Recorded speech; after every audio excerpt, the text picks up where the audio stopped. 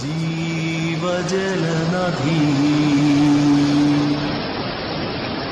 ജീവജലനദി.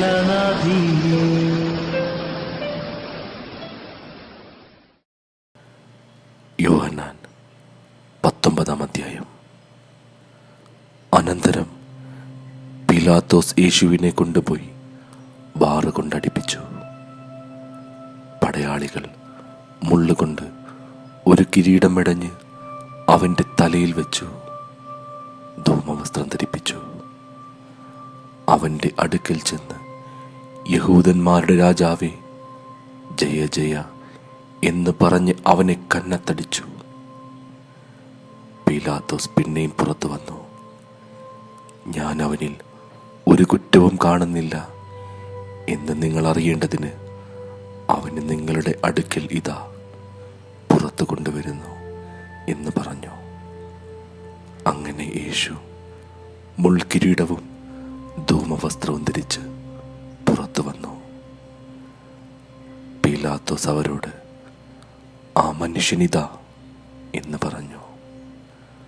മഹാപുരോഹിതന്മാരും ചേവകരും അവനെ കണ്ടപ്പോൾ ക്രൂശിക്ക, ക്രൂശിക്ക എന്ന് ആർത്തു വിളിച്ചു. പീലാത്തോസ് അവരോട്, നിങ്ങൾ അവനെ കൊണ്ടുപോയി ക്രൂശിപ്പിൻ, ഞാനോ അവനിൽ കുറ്റം കാണുന്നില്ല എന്ന് പറഞ്ഞു.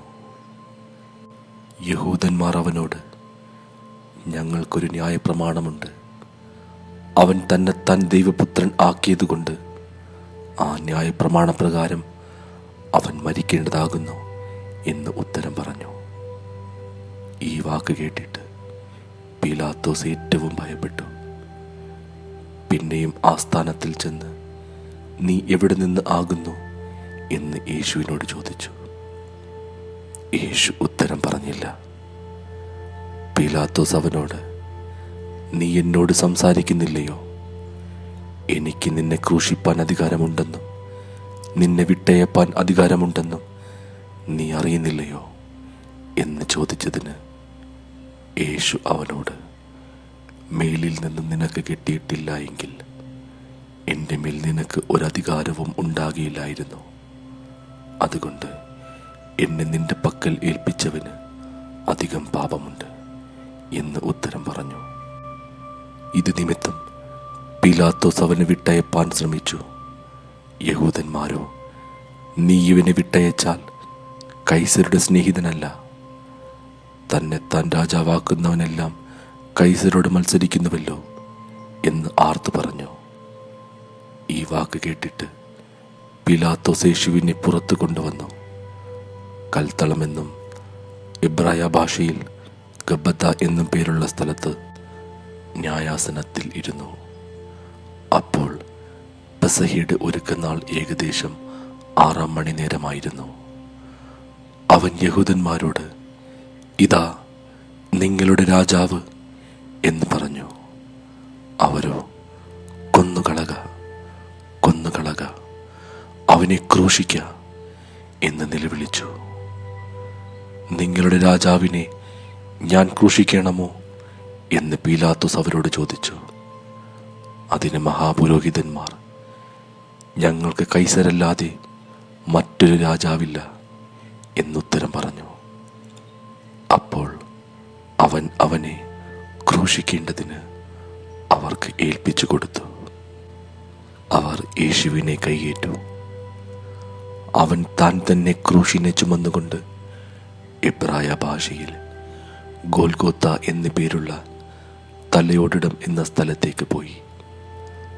അവിടെ അവർ അവനെയും അവനോട് കൂടെ വേറെ 2 ആളുകളെയും, ഒരുത്തനെ അപ്പുറത്തും ഒരുത്തനെ ഇപ്പുറത്തും യേശുവിനെ നടുവിലുമായി ക്രൂശിച്ചു.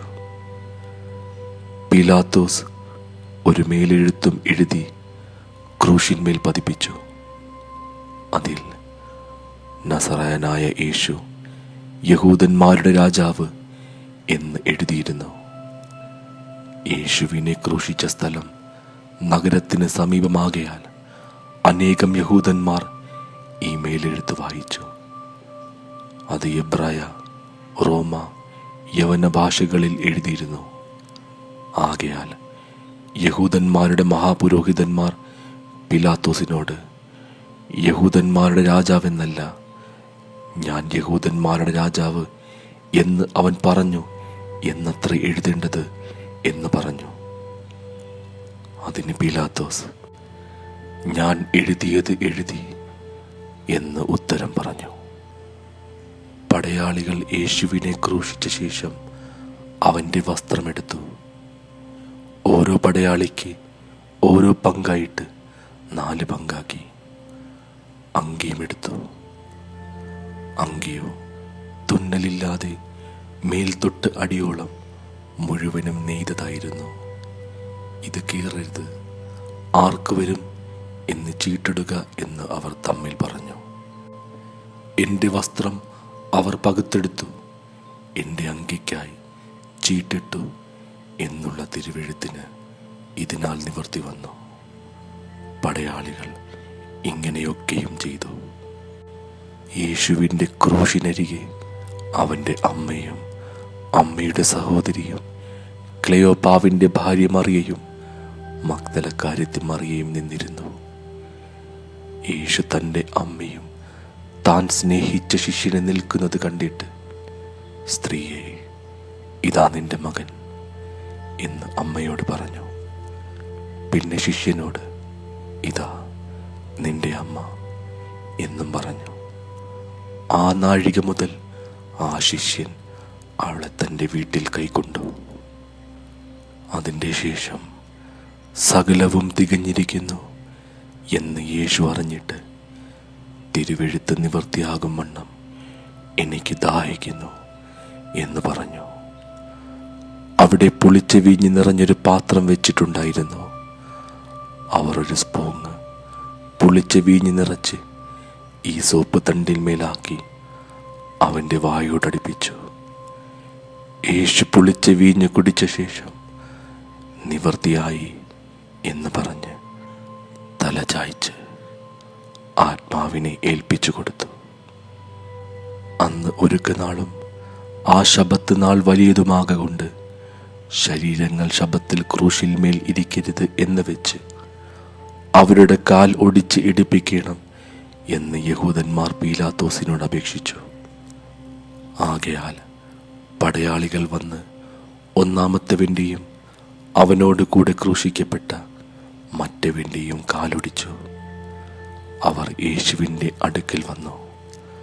അവൻ മരിച്ചു പോയി എന്ന് കാണുകയാൽ അവൻ്റെ കാലൊടിച്ചില്ല. എങ്കിലും പടയാളികളിൽ ഒരുത്തൻ കുന്തം കൊണ്ട് അവൻ്റെ വിലാപ്പുറത്ത് കുത്തി. ഉടനെ രക്തവും വെള്ളവും പുറപ്പെട്ടു. ഇത് കണ്ടവൻ സാക്ഷ്യം പറഞ്ഞിരിക്കുന്നു. അവൻ്റെ സാക്ഷ്യം സത്യമാകുന്നു. നിങ്ങളും വിശ്വസിക്കേണ്ടതിന് താൻ സത്യം പറയുന്നു എന്ന് അവൻ അറിയുന്നു. അവൻ്റെ ഒരു അസ്ഥിയും ഒടിഞ്ഞു പോകുകയില്ല എന്നുള്ള തിരുവെഴുത്ത് നിവർത്തിയാകേണ്ടതിന് ഇത് സംഭവിച്ചു. അവർ കുത്തിയവെങ്കിലേക്ക് നോക്കും എന്ന് മറ്റൊരു തിരുവെഴുത്തും പറയുന്നു. അനന്തരം യഹൂദന്മാരെ പേടിച്ചിട്ട് രഹസ്യത്തിൽ യേശുവിൻ്റെ ഒരു ശിഷ്യനായിരുന്ന അരിമത്തിയിലെ യോസേഫ് യേശുവിൻ്റെ ശരീരം എടുത്തു കൊണ്ടുപോകുവാൻ പീലാത്തോസിനോട് അനുവാദം ചോദിച്ചു. പീലാത്തോസ് അനുവദിക്കയാൽ അവൻ വന്ന് അവൻ്റെ ശരീരമെടുത്തു. ആദ്യം രാത്രിയിൽ അവൻ്റെ അടുക്കൽ വന്ന നിക്കോദെമോസും ഏകദേശം 100 റാത്തൽ മൂറും അകിലും കൊണ്ടുള്ളൊരു കൂട്ട് കൊണ്ടുവന്നു. അവർ യേശുവിൻ്റെ ശരീരമെടുത്ത് യഹൂദന്മാർ ശവമടക്കുന്ന മര്യാദ പ്രകാരം അതിനെ സുഗന്ധവർഗത്തോടു കൂടെ ശീല പൊതിഞ്ഞ് കെട്ടി. അവനെ ക്രൂശിച്ച സ്ഥലത്ത് തന്നെ ഒരു തോട്ടവും ആ തോട്ടത്തിൽ മുമ്പേ ആരെയും വെച്ചിട്ടില്ലാത്ത പുതിയൊരു കല്ലറയും ഉണ്ടായിരുന്നു. ആ കല്ലറ സമീപമാകൊണ്ട് അവർ യഹൂദന്മാരുടെ ഒരുക്കനാൾ നിമിത്തം യേശുവിനെ അവിടെ വെച്ചു.